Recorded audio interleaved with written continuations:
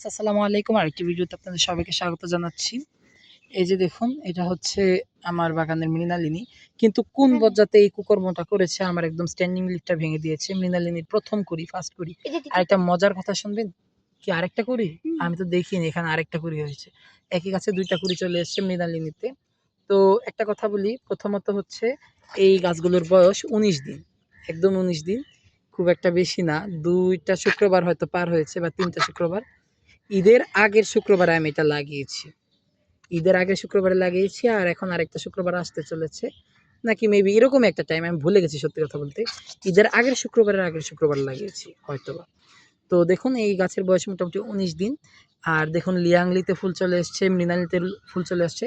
শুধু এই new star যেটা, আমার নিউ স্টারটা একটু গ্রোথ কম। এটা টিউবারটা একটু কম হেলদি ছিল। এই কারণে হয়তো এরকম হয়েছে। তবে আমার অন্যান্য যে টিউবার দিয়েছিল খুব ভালো দিয়েছিল সেলার। এই যে দেখুন, এটা হচ্ছে বংটুয়েট। বংটুয়েটেরও কিন্তু একটা কুড়ি চলে এসছে। অনেক দিনের প্রতীক্ষিত আমার একটা আইডি। খুব পছন্দের। বংটুয়েটের ফুল নাকি খুব ভালো হয়, প্রচুর পরিমাণে হয়। তা দেখা যাক কি হয়। আর এই যে দেখুন, এখানে মাইক্রো ভ্যারাইটির মধ্যে এই ৪ টাই আমার আপাতত। আর এখানে এনেছিলাম ওগুলোর সাথে পেরি ফেরি বা পেরি ফিওনি কিছু একটা বলে। কেনার সময় পেরি ফেরি দেখে কিনেছিলাম। একদমই অপরিচিত একটা ভ্যারাইটি। ফুল ফুটলে বোঝা যাবে। তো এখানে গীতাঞ্জলিও একটা গিফট দিয়েছিল উনি আমাকে, আমার গামলার অভাবের কারণে। ওই সাইড দিয়ে পেরি ফিওনি আর এখানে গীতাঞ্জলি লাগিয়েছিলাম। গীতাঞ্জলির গ্রোথ তো আপনাদের চোখের সামনে, এই যে দেখুন এই ৩ টে পাতা। আর এদিকে দেখুন, এই গাছে এখানে আমি লাগিয়েছিলাম এই গামলার ভেতরেই অল্প, অল্প জায়গার মধ্যে এরকম একটা রসমালাইয়ের বাটির মধ্যে লাগিয়েছি বংটুয়েট। শুনেছি বংটুয়েট অনেক অল্প জায়গাতেও নাকি ফুল দেয়।